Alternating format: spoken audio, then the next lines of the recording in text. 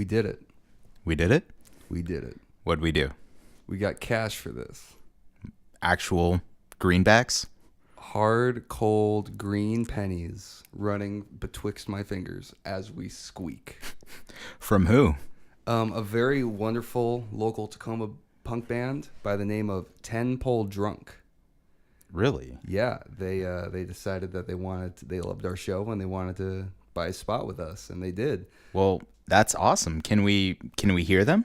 Yeah, let's play a quick clip of their song Godzilla off their album Flip the Table, Raise the Stakes. Here we go.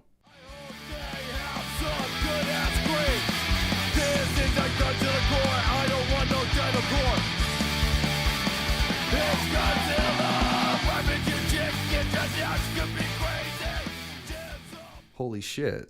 That sounds amazing. I would describe that to a friend as John Williams meets the Lord of the Rings score.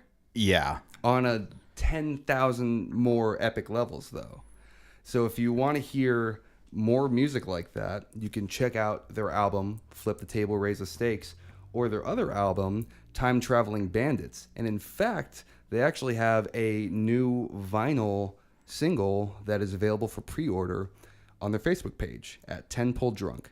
So big thanks to them for sponsoring this episode. Thank you very much, 10 Pole Drunk. Yeah, we love you guys, and we can't wait to hear your new shit. So without further ado, let's get into the episode. Thanks to 10 Pole Drunk.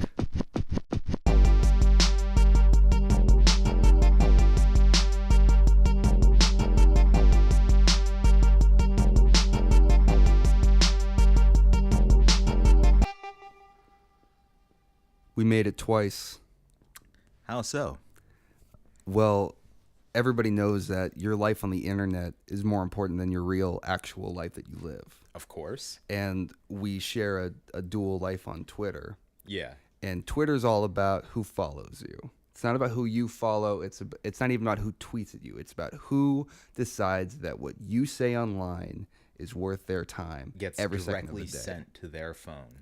And ladies and gentlemen, we have been followed by none other than Mrs. Chong herself, Shelby Chong. So big round of applause in the studio for Mrs. Chong being the first celebrity follower that Dish Gods has had. This is a really big step for us because now we really have to watch out for what we tweet. Yeah. We have to also change our branding a bit and make it more marijuana centered. So it's more on brand. I mean, Tommy Chong, if you're listening right now, I'm smoking a vape pen. We know his wife is listening. Oh, well, of course. Hi. Hi, Shelby. Hope you're doing okay. Hope you're enjoying the episode so far. Tell your husband to give us a call. Yeah, we'd love give to us talk a follow to him. at least. I know that he's a working very busy on some man. big things, but Very busy man. we would love if he could give us even 10 minutes of his time to talk about all of his projects. I'm very excited. I know you're very excited. Ecstatic. Speaking of Twitter, a great tragedy struck the whole Twitter nation recently. Oh, no. As you guys know, we like to dedicate a big part of every episode to the Chili Pepper Watch, mainly Flea. Yep. Unfortunately, that will no longer be the case. Flea has deleted his Twitter and Instagram. Why this is, nobody knows, although quite a few Reddit users postulate that he may have been hurt or severely injured, although he's been playing gigs every night. So maybe it's a clone, maybe it's a stand-in, who knows? Who knows? We've touched on some of these ideas in previous episodes. We won't go into them now. But RIP Flea's Twitter and Instagram. I'm going to miss seeing everything that you have to say, miss hearing about your dogs and your daughter. Yep. So, but now that we're no longer having Red Hot Chili Peppers watch, what are we going to do with all this free time we have? I know exactly what we can do. You got us covered? I got us covered. Little Bear has your back and your back out there, people. All right. Well, what are we going to turn our eyes to next? Kanye Watch 2016. 2016. That would be a great hashtag. Right? Would it not be? Hashtag Kanye Watch 2016. Let's make it happen. Let's shorten it up because 2016 is almost over. It's right. December. So let's just go hashtag Kanye Watch. Hashtag Kanye Watch. And how do you recommend we start this? I mean, right now, it's pretty much just how we were going to do with Flea. Okay. We were going to watch his back, see what he was doing, keep up with his gigs, how he plays, where he plays, what he's doing with his hair, how's his dog. Now it's with Kanye. Okay. What's he doing? Right now, what do we got on him? He just got out of the hospital, did he not? Exactly. Okay, I like it. Kanye watch, and this isn't a mean-spirited thing. No. We're by no we're means. worried about it. I mean, we sent out a very caring tweet that we got totally cold-shouldered on. yeah, by the way. By the way, Mr. West. Ouch. Yeah. I mean, I realize you're busy and all with being hospitalized and all this other whatnots, but come on, man. We're showing you some love. Yeah. I mean, I realize I was a little harsh on you in the last episode. We weren't harsh. But- We just said that we would love a space-themed Kanye West album. And But I mean, we did I say mean- that we wanted him to die. Well, I said that. That's all in good fun. I'm not giving that to Max. Yeah. That's all on Little Bear here. That's But at the same time, when it comes to your mental health, we're looking out for you, man. yeah. We're here. So Kanye Watch is going to just be keeping up with all of his future escapades, whether he's going to have a public celebrity breakdown or not, or if he's just going to keep putting out albums, if you want to call them that, or new fashion things. Dish Gods is going to be your home for all Kanye West related news. So turn your heard it eyes here to first. us for Kanye Watch, maybe forever. We'll if- see. We'll see where the train takes us. And if you hear something if it's time to before get us- off, then we'll hop off. And if you hear something before us, tweet at Dish Gods with the hashtag Kanye Watch, and we will be glad to discuss all Kanye West theories and speculate on what he's going to do next. But maybe we should just kind of get into the episode Yeah, let's do it. now. Yeah, this is what we're getting paid to do. Now we are. Now we're getting paid and getting laid. So let me dig into my big bag of topics. And the first one we're going to talk about is road rage. Ooh. Road rage, the plague of the American driverman. And oh my God, speaking of not even America, have you seen the Russian videos for road rage? Oh yeah, where they have like the dash cam videos. the cops and the meteors. They are crashing around? insane, man. Yeah, Russia's intense. yeah, Russia's like real life GTA. Exactly. You can't like go 3 blocks without fucking having an asteroid crash land. I think we should start advertising in Russia. Yeah, I think so. I'm gonna try and Little Bear's gonna look into that. Okay. Little Bear's referring to Little Bear in the third person now. Because that's just how Little Bear wants to be. Yeah. Okay. Can I still refer to you as Little Bear, or do I have to refer to you some omnipotent force? The DJ formerly known as Little Bear. Okay, so DJ. That's still known as Little Bear. Okay, DJ formerly known as Little Bear, that's still known as Little Bear, which I'm gonna shorten just to Little Bear, but it's implied that I'm saying that every time. I understand. Yeah, let's talk road rage. Do you suffer from it? I used to. You used to. Yeah, Okay. not so much anymore. You found your Zen space. I your have found a vehicle? very, very zen space in the last couple years, actually. But I used to be quite the aggressive person on the road. Okay. Highly excitable. Yeah. I was the guy. I was the one that was flipping you off, that was riding your ass, flashing my high beams. Gotten into fist fights on the side of the highway. Okay. I have gotten pulled over by the police, stopped for road rage, ticketed for it. I've actually never had to pay a fine or have done like jail time or anything for it. The judges have always let me off. Thank you, American justice system. Sometimes you do work out. But yeah. How about you there, Max? Yeah, I suffer from road rage all the time. Really? Yeah, but it's I call it internalized road rage because it sticks to within the walls of my vehicle. I Okay. don't let it affect my actual driving. I just start screaming and just I don't really know the noises that I make, but I've been described by some as the sounds of hell opening. Yeah, no, I'm a pretty like angry dude. I know I have this like chill, cool dude exterior, but no, I like Scary Mad Max. yeah, I let my anger out. I like being angry. It feels right. It feels like how I'm supposed to be all the time. And I feel like driving, especially where we live, The this time of year. Pacific Northwest is a very unique area for Okay, drivers. tell me how you feel about this. And this is not to put anybody on blast. But Do we you are. feel like drivers who have Oregon license plates tend to be worse drivers? I'm going to say yes, but also can you repeat the name of that state, please? Oregon. Oregon? Oregon. Hey, I'm from the Southwest. We say things differently down there. So let's not talk about my terrible speech and the failures of the American public education system, because you know what, if you want we'll touch on that in a later episode. We'll get on but that. We digress. Back to I'm road gonna rage. keep saying Oregon wrong. I don't know what it is. And I mean, I'm from Arizona, and everybody down there drives like shit. So, I mean, I'll put them on blast. But I just feel like since I moved up here, there are people who have Oregon license plates, and they just... God, you're just going to give me shit every time I say that state. So, all right. There are people who have that specific license plate, and I feel like they're always a little bit more dangerous, a little bit more careless. I don't know. It's something I feel like I've noticed over the last year and a half since I moved up here. I've definitely have noticed that. I've lived in Washington for I am bad at math. You're bad at math. I can't say state names, but we still run a podcast together. Yeah. Thank you, America. I'm going to say at least 18 years. Okay. And yeah, I have noticed. I mean, I moved up from Hawaii. How are the drivers down there? Honestly, not too bad. Okay.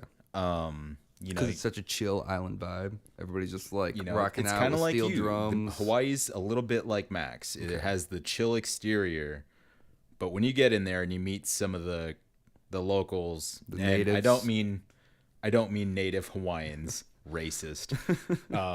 I just mean locals in general. You know, some of them, like anywhere, can be complete assholes. So yeah, sometimes you get those crazy, and the roads there are pretty narrow. Some of them are really outdated. Yeah. They need, to be either expanded or some kind of safety things added to them. A lot of them don't have it. But that's just the way it is, So sometimes, you run on a road that's only 2 lanes, one way each way, and you get that one guy that just fucking slows everybody down. Yeah. You get someone that tries to pass when they're not supposed to. Accident, head on. Happens all the time. Someone gets run off the road, mountainous region, they're gone. Or off into the beach. Yeah. Well, But I wouldn't mind crashing on the beach. But coming up here, the major difference, I grew up on the Big Island. The major difference is highways. And I mean, as in like I-5, 167, Highway 410, whatever, on the Big Island of Hawaii, there are no major highways like that. Beautiful. I mean, they're highways. They call them highways because the speed limit, is in excess of 50 plus miles an hour. Yeah. But at the same time, they're not 4 to 5 lane major mega interstates. Yeah. So the driving in that aspect is very different. Having to come from there to up here, I remember the first time as a child being in a car merging onto an interstate. I thought I was going to die. I'd never experienced anything like that in my life. Yeah. So I honestly thought I was going to die. Well, hopefully one day we can make that a reality. I hope so. So let's reach into our bag, and the next thing we're going to talk about is bathroom etiquette. Men's bathrooms or women's bathrooms? Well, let's talk about what we know, because that's the rule of all good media. You talk about what you know. Okay. So let's talk about the scourge, the hell experience that is walking into a public men's restroom. What is that for you? I have never had a good experience walking into a public men's restroom. Okay, what is the worst thing for you walking into a men's restroom? Well, first of all, let me say that I have a great deal of anxiety about using the bathroom that's not my own in any scenario. If I'm ever at somebody's house or just out and about in the store. I mean, like, are you just scared you're gonna like pee on the floor? No, or it's just an uncomfortable thing. It's one of the things that I'm neurotic about. even going number one. Yeah. Like it's just like I'll do it, but like I will wait until it's at critical mass. Wow. Until the fucking red alarm's going off and I'm like, all right, I'm either gonna make it to the bathroom or I'm gonna piss my pants. So I like very rarely will you see me actually use like, I think it's more of like a multi-person public bathroom though. Like when you've got like the line of urinals and everything. Okay. I think I'm more comfortable using a one-person thing. It's not necessarily stage fright. It's just it puts you in a vulnerable position, and I'm paranoid and neurotic, so I'd rather just not put myself in that situation. But I just feel like men's bathrooms are never clean. Like you could go in there right after the janitor used it. There's just this funk, like not even like smell, just like a shitty energy. You walk into a men's bathroom and it's like it's seen some shit. It's like a Holocaust museum. There's just a heavy energy. Yeah, it's like you go in there to do your sin. Like it's not like I'm here to like use the bathroom. I'm here to cause sin. I'm gonna make God. You might like raise some demons. Yeah, like if I was gonna be possessed, the place I would think I would get possessed most is probably a public men's restroom. I could see that. I mean, that scenario happens quite a bit in horror films. Oh yeah. Public restrooms are like a killing ground for those movies. So. And I mean, I think like Ouija boards too. Like people go to like abandoned hospitals or like, old Mr. like Felcher's house. It's been empty for like 16 years. Just go to like the public men's restroom in like Walmart, and you're gonna find like the secrets to the universe. Like that's all I got to say. What about you? You got any good stories or anything? Well, I'm no good stories, unfortunately. I try to avoid, not really avoid public restrooms. I'm not like Max, you know. I don't really care as long as it just doesn't smell like an open cesspool. I'm okay. Yeah. I guess the worst bathroom experience, like public restroom experience for me, would be having to go. I used to hike quite a bit. And the worst public toilets are actually at like national parks because there's no plumbing. They're like the porta potties, but in the ground. So they're like an open cesspool, and those are the most foul. I mean, the floor may be clean, you know, despite it's being the illusion of cleanliness. Yeah, it's exactly. Not actually clean. It's not actually clean. I mean, it's an open hole filled with shit, but at the same time, like the floor itself may be clean or whatever, but it's just the fact that you have to. I mean, if you got to go number 2, you got to sit on a 5-foot high toilet, which I hope to God you're not even sitting on that thing, because that's how people catch herpes. Yeah, you got to lay down like toilet paper. Fucking lay down a jacket. I don't give a shit what you got. Cut a hole. You don't need that jacket. I don't care what you got to do. I will not let my bare ass touch a fucking public toilet seat. No. Yeah, that's for my public restroom experience, I guess, speaking, that would be my worst. Okay. Like just in open general. cesspool. Yeah, I can't do those. No. My gag reflex, like for scents, is just really, really sensitive. Yeah. Man, I can't do it now. You know, I used to be a little stronger when I was younger, but I feel like as I'm getting really frail in my old age, and we all are. I mean, we're getting closer and closer to death every day. But there are just a few things. Speaking of public restrooms here, just a few things that I'm going to throw it out there. Okay. General public. Okay. Tweet us about it. Let's see if we can make this happen. Call your local congressman. What are you doing? What's with filling a toilet full of paper or leaving like nasty wet paper towels everywhere? Because that to me is one of the worst scents ever. Is used wet paper towels. Anything that's wet in a restroom is like awful. Like because you automatically assume that someone has pissed. That it's all just over piss. That. Like if the counter's wet, someone peed on the counter. Yeah, it's got to be a dry, tactile experience. Like I don't know what needs to happen. Like those, you know what they should institute? They should bring back is those little the bathroom boys that hang out with the mints. Oh yeah, And I like mean, just certain places still have them. like You know, I'm talking, let's get lowest of the low, like get fucking Outback Steakhouse to have that in their bathroom. And then like when nobody's in the bathroom, he just wipes down the counter with a fucking sponge or whatever. Just like give me the illusion that I can like be clean for 5 seconds when I'm in your fucking restroom. All right. I can get behind that. Like I like let's that just do that. I idea. think that And that when solves you're done, everybody. you know, he gives you a mint. You know, Give him a quarter, everybody walks away happy. yeah. Like tip big. Pay him a little more. You get a little, you know, reach around. Well, I think you're going to different men's bathrooms than I am, but yeah, I guess let's try to hit one more. All right, let's talk about life hacks. As in, life hacks on the internet. Life hacks, as in life hacks, which pretty much only exists on the internet. Yeah, I know exactly what you're talking about. I don't think, in reality, I don't think there's a real life hack. No, Because, there never is. Because, and I'm 90% sure somebody else said this first, but most life hacks are just displacing your time to do one thing a totally different way. Yeah. And that's not a life hack. That's a way to make yourself more organized in the future, but it costs you just as much, if not more, time. Yeah. So it's not a life hack. It's just, and like, I don't have the foresight or the wherewithal or the patience to like fucking reorganize all of my Tupperware by size or like label my silverware or like whatever the dumb life hacks are that are out there. There's just no real solid ones. And like, if we're going to talk life hacks, let's talk about money hacks too. Yeah. Because well, what really get me are the ads that you see on any website ever.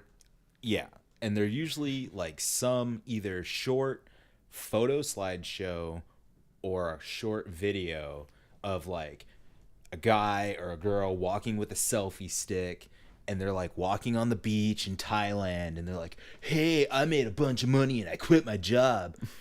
Find out how in 10 days," you know? Yeah. And it's to me, it's just like, no, you're running a pyramid scheme. The first thing that comes to mind is fucking Mayway. I won't say the name, but you know what I'm talking about. You know, some kind of pyramid scheme or multi-level marketing. Yeah. And that's exactly what that is. It's all the illusion of making money. Or like they're just like we talk about clickbait on the show sometimes. We have that segment, but a lot of it is just clickbait. Like I remember one time my dad sent me this email that he was so excited about because he like had just started like really getting into the internet. He's discovering life hacks and money hacks. And he emails me this. He's like, "This is going to change our lives." I'm like, "Dad, did you read it?" He's like, "No, of course not, son. Like, I don't read." So Who opens emails? Who opens them? So I peruse the article, and it's money hacks. It's ways to save money, creative ways to do that. And one of the ways to save money that they recommended was to pick up extra shifts bartending. So essentially, you're saying save money by getting a second job. So you don't have time to spend money from your first job. Yeah, it's not a hack. That's getting a second job. Like Yeah. we need to. I feel like I think I've said this before. We need to do like an internet cleanup. Like you know how like once a year you kind of get your your system. This whole thing, like this kind of bleeds into what we were talking about, I believe, in the last episode, how the internet is now bleeding into everyday life. Yeah. This is essentially what we're talking about when it's life hacks or money hacks. You know, Yeah. I just feel like we need lines are being blurred here. We need to treat the apartment, the internet like a house, where once a year we get it in our system to just clean it up, and we just go through. We delete all the things that are bullshit and retarded, and we go through and we cut out all the BuzzFeed articles that have been published that year, and we just really scrub it out because as it is right now, you know, all these unsuspecting, uneducated people, they believe everything that they read. But at the I mean, I don't not agree with you. Okay. I agree with you, but I don't. I agree with you in the sense that, yeah, let's scrub out the bullshit. Get rid of it. But at the same time, that's the purpose of the internet, man. Yeah, I mean, free listen to speech. this right now. Us. Yeah. We're on the internet. Yeah. Nobody really gives a shit about us. Well, But except hey, for Shelby Chong. Hey, Shelby, yeah, thank you very much. Thank you, Shelby. But, you know, it's there for a reason. It's like the Encyclopedia Britannica of humanity. Yeah, that's true. Since we launched it and until we die out, everything is now immortalized on the internet. Yeah. So instead of deleting it, why not just move them off? Yeah, put them on the dark main web. servers, and put them servers. I'm gonna put you on blast for that. All right. Because you called me out on the whole Oregon thing. Oregon. God, that's so I'm gonna call you out on the servers. That's okay. Yeah. I'll take that. All right. I'll take that hit. Yeah, I mean, oh, shit. You make a point. I agree. The internet's about free speech and net neutrality and all that, and how everybody should be allowed to just say what's on their mind. But at the same time, fuck off. Fuck off with that shit. All right. Ooh. Like, Let's hear your opinion on that right now. on what? What you just said. On what I just said? Yeah, what you just said. I'm Dig scoring deeper. myself now. Dig okay. deeper. I just feel that it's like we work hard on our podcast, right? Okay. Other people work hard on their content. There is art out there on the internet. There are people who are making beautiful music, photography, podcasts, whatever. I mean, we're not the only people who make wonderful things on the internet, believe it or not. Other people make kind of good shit too. I find that hard to believe. And but the internet is dominated by these clickbait listicle assholes who just push shit out because it's trending or they're jumping on some kind of bandwagon. And that's how media has worked since the beginning of time. I understand. It's all about money, man. It's all about money. But all I'm saying They're is following that their own money hacks. Did you not get that? how deep does this rabbit hole go? Pretty deep. Tune in about 4 weeks, episode 12.5. Episode fucking 38. How deep does the rabbit hole go? Yeah, well, if we keep getting more money, we're gonna have to do like daily episodes. Yeah.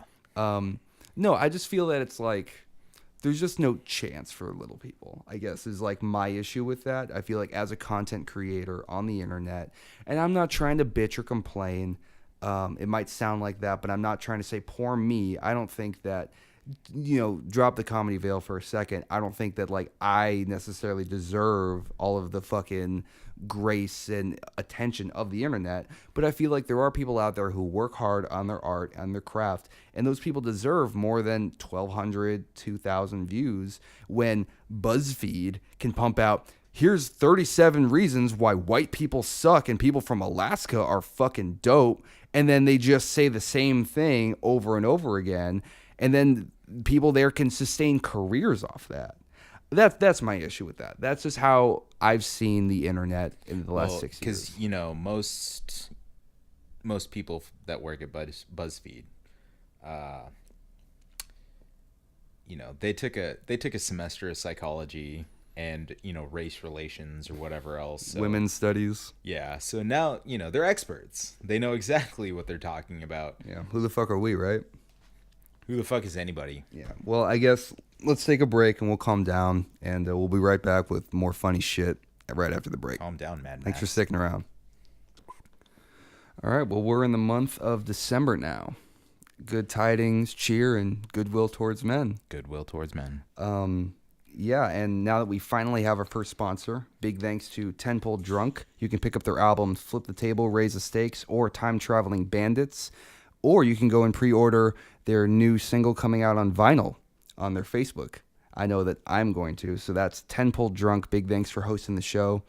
But we figured we've got money. We've got greenbacks now. We don't really need to ask for much. So we're starting something new on this podcast.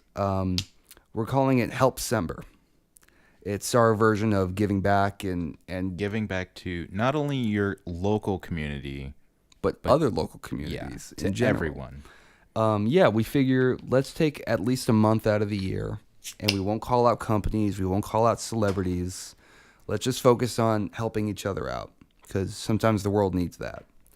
So we have a couple of charities that we want to talk about, and we're going to continue to do so for the month of Helpsember. Even though we may not talk about them on the show, we might talk about them on our Twitter.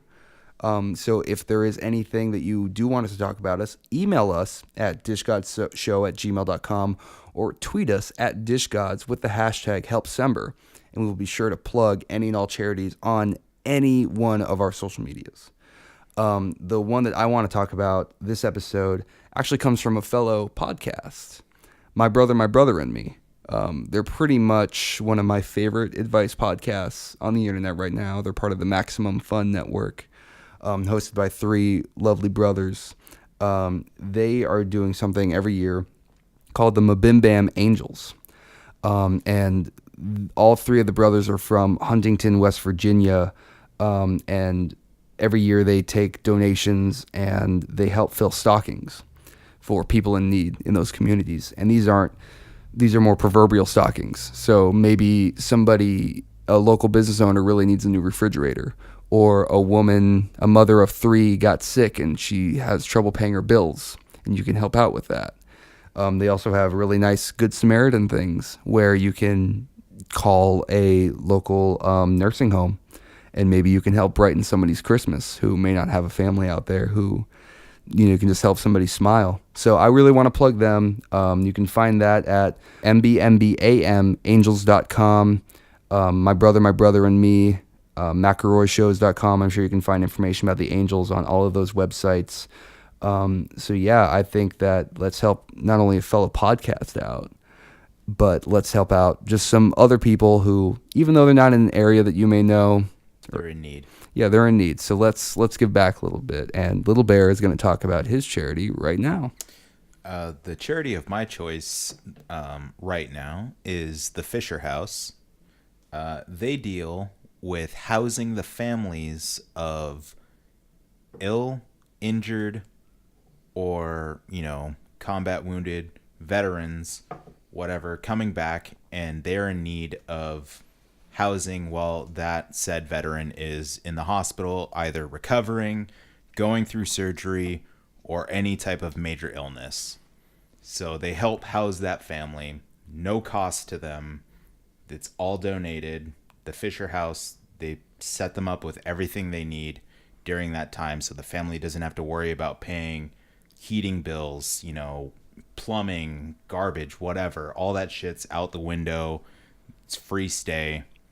And I think that's amazing because anybody can relate to that. Yeah. It doesn't matter if you're a veteran or not, or a family of a veteran, anybody can relate. If you've been in the hospital and then on top of that bill, you got to pay your heat, your rent, your food, whatever else. That sucks dick.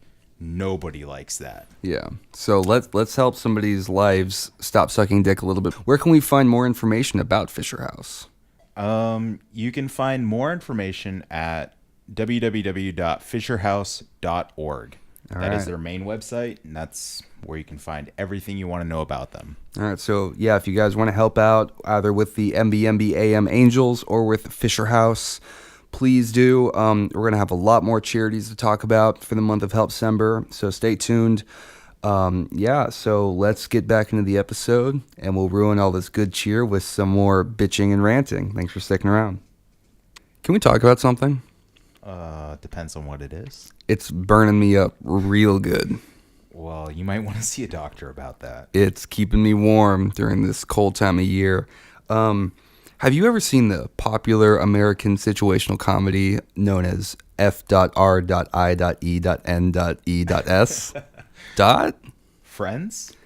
Oh, as the layman refers to it. Yeah, Friends. Yes, I have. Have you seen Friends? I have. Okay. I just recently started watching it. I'm like near the end of season 2, I think. You're a little late to that party. I'm a little late to the party. I've seen bits and pieces of it, but it's on Netflix. I've got a bit of free time, so I thought I'd peruse.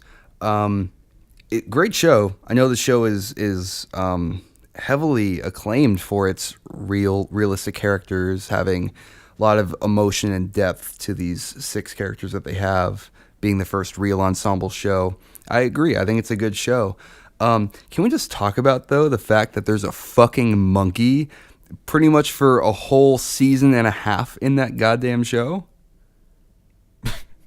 Like a circus monkey. No, like just a regular monkey. He's got a very specific breed that I don't have the energy to really find, but his name is Marcel. He's some kind of ethnic, international monkey that they took from like Brazil or something.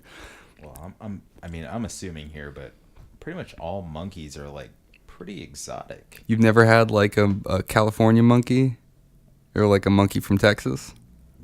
No, man. I mean, like those like what are they? The Japanese macaques? Yeah.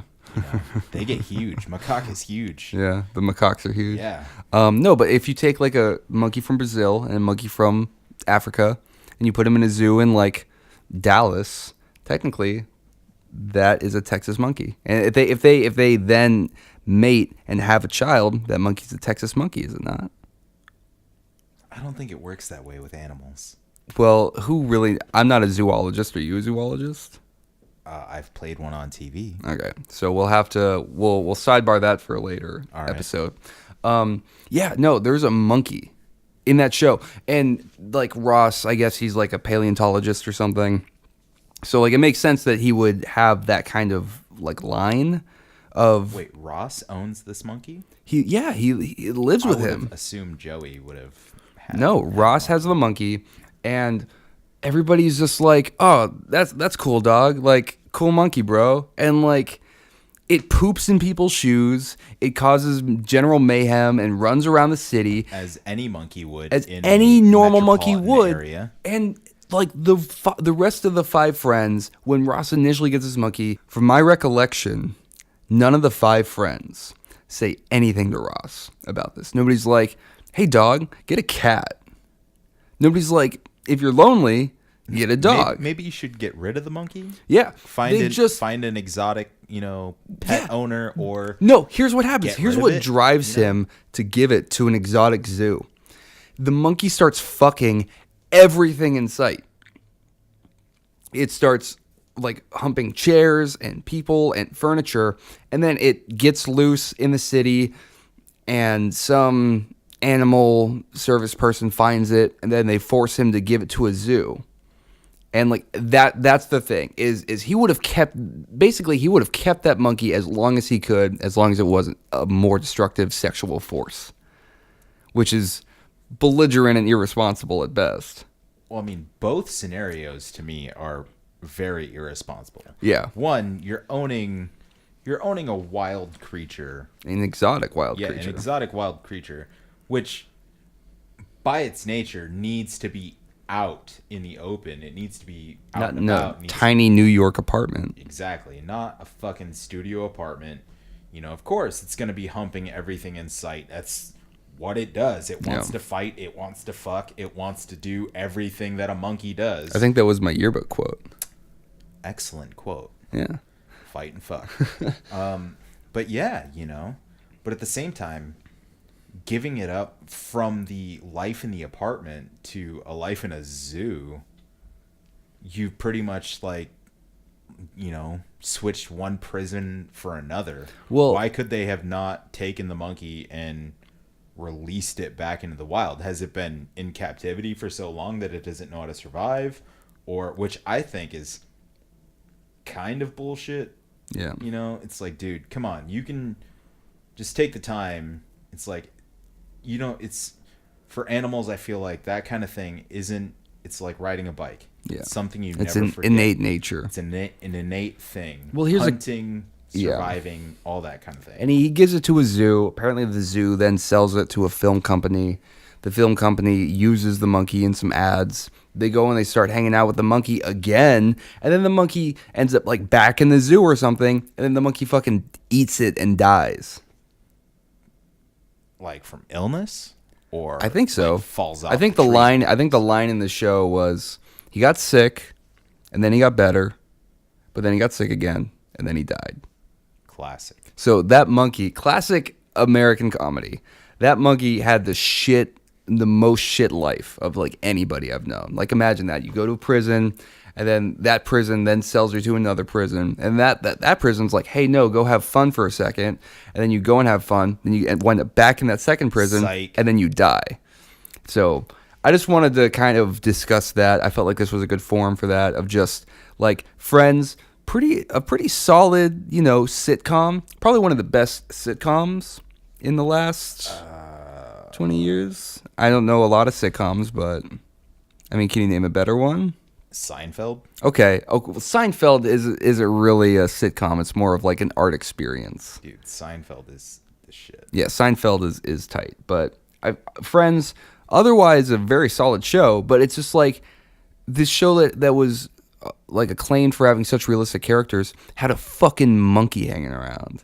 I feel it. It just was off to me. But let's get into the meat of the show. What people are here to listen to, Dance Monkey Dance. This is a fun Christmas time topic. Euthanasia. Of pets?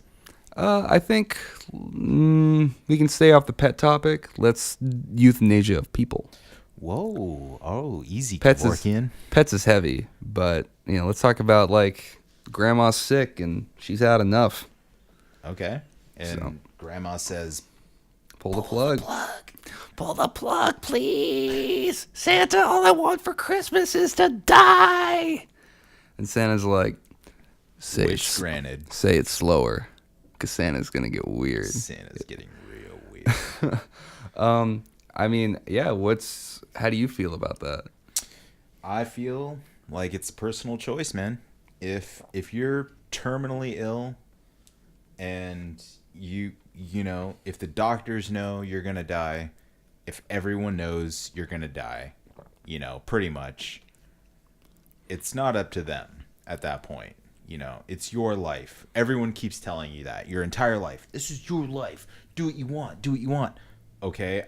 I don't want to be in this excruciating pain anymore. I want to die. Yeah. Whoa. What are you doing? No, you can't make that decision. You can't make that's not your decision. You've got too much fungus in your brain. You're talking crazy right now, Grandma. And then all of a sudden, now they switch it up on you, and now you can't do it.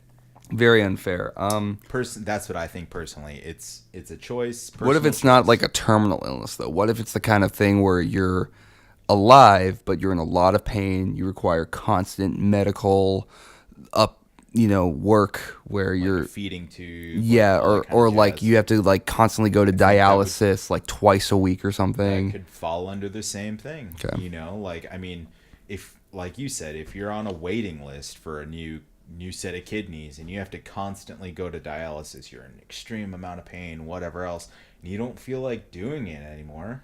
I feel like that's a personal choice. Yeah. I understand what everyone says, you're affecting your family and your friends and everything. I totally understand. But at the same time, do you understand what they are saying? No, you don't. You don't know the pain, the amount of stress that they have, what they have to deal with. So I feel like it's total personal choice. Yeah. On the behalf of the person, the ill person. So I guess what we're saying is like, if you want to. Because I feel like we respect the wishes of the actual dead. Oh yeah, that's true. More that's a good point. So than the people that are actually dying. Yeah. It's like they are about to join the ranks of those that you honor so much. Yeah, if you gave them 30 minutes, then you do whatever they say. Yeah. But because you just don't feel like it, but since they're alive now, you're gonna be like, nah, fuck off. But when they die, you're gonna be like, oh, I wish I would have listened to them. Oh, I wish I would have done that. No, when they die, that's when you're like, oh, please, whatever you want, I'll make sure all your wishes come true. But when they're alive, you're like, nah, fuck that shit. I ain't got time for that, dog. Gotta smoke that kush, get that green. You know what I mean? So, yeah, I don't know. It's quite a interesting thing. I feel like correct me if I'm wrong, but I think that there were a couple trials held about quite a few that recently about. Oh, recently. Yeah, I feel like about like changing the law about it and making it acceptable in like the medical community. Well, I hope they do. Yeah. I mean, like I said, it's a choice, man. It's a personal choice. I don't think the state or anybody else, for that matter, has the right to say whether or not a person should get to choose to live or die. you know? I agree. Well, on that super cheery note, I think let's 86 that, and we'll jump into something a little lighter to end the episode on. Oh, yeah? Yeah, I want to talk about... It's like jumping in a ball pit? Yeah, a little bit.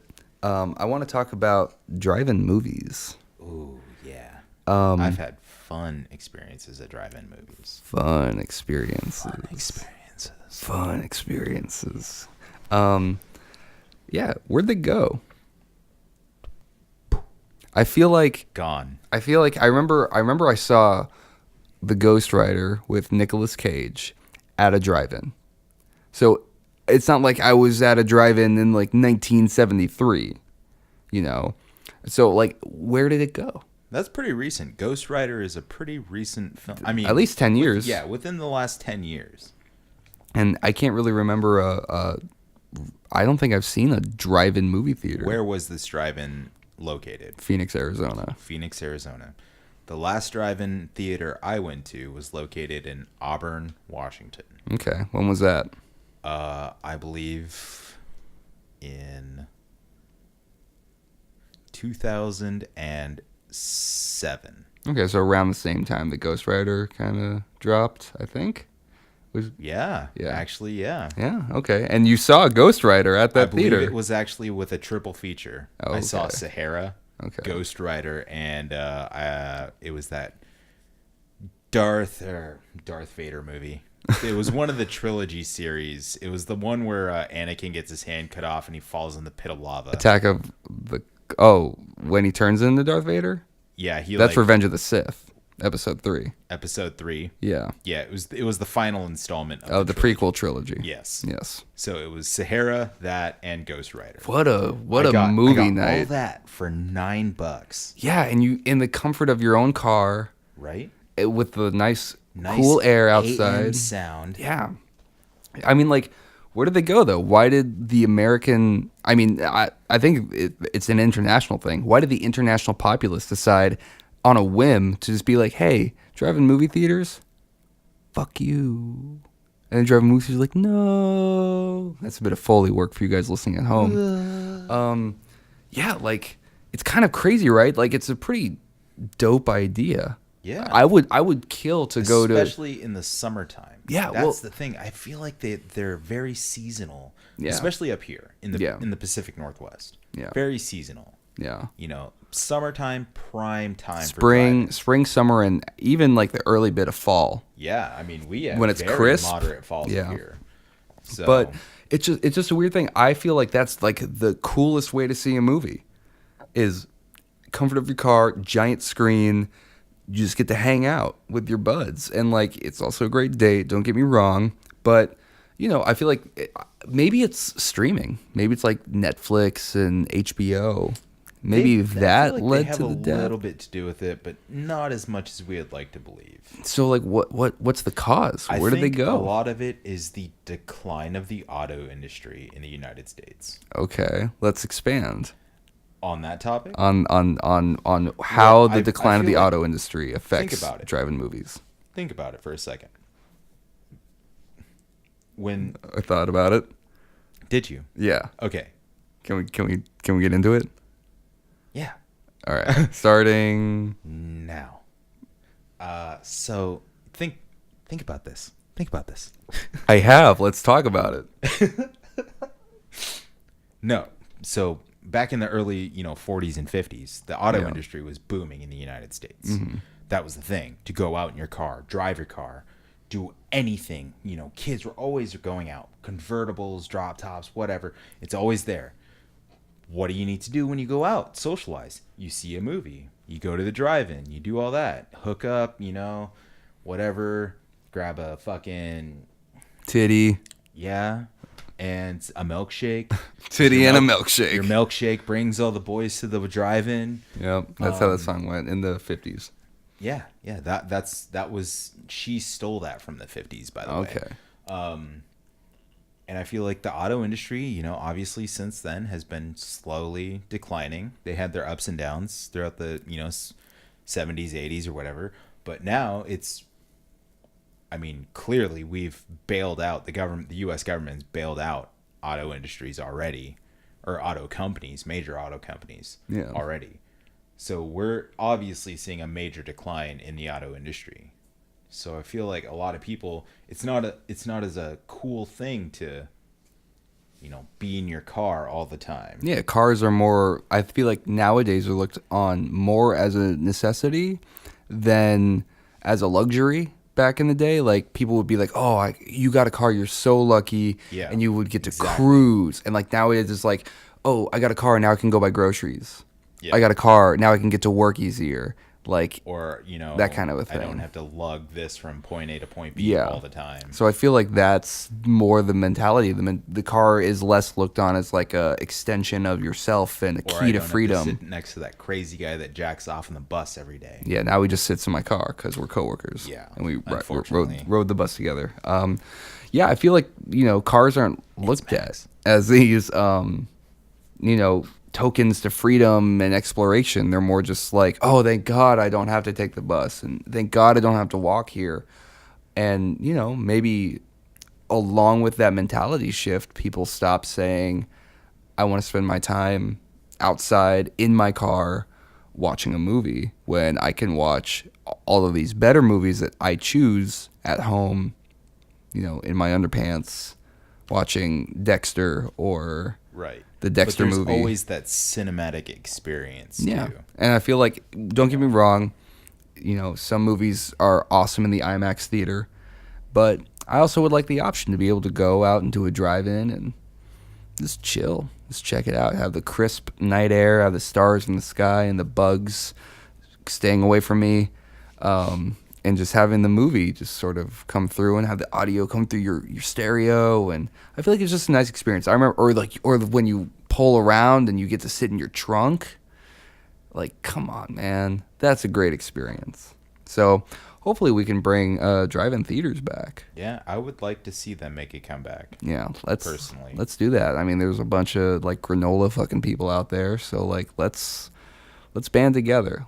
This Christmas season, let's focus on what's important: getting drive-through movie theaters back on their feet. Drive-in movie theaters. Drive in, drive through, drive out.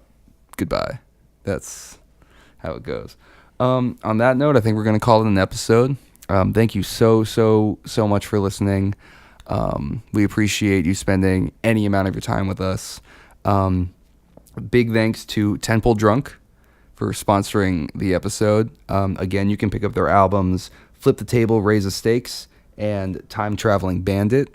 You can also pre-order their new single on vinyl on their Facebook page. That's facebook.com/templedrunk. So big thanks to them for sponsoring the episode. Also, again, just a shout out, check out the MBMB AM Angels as well as Fisher House. Let's spread a bit of good cheer and good deeds this year. And let's just kind of share the love.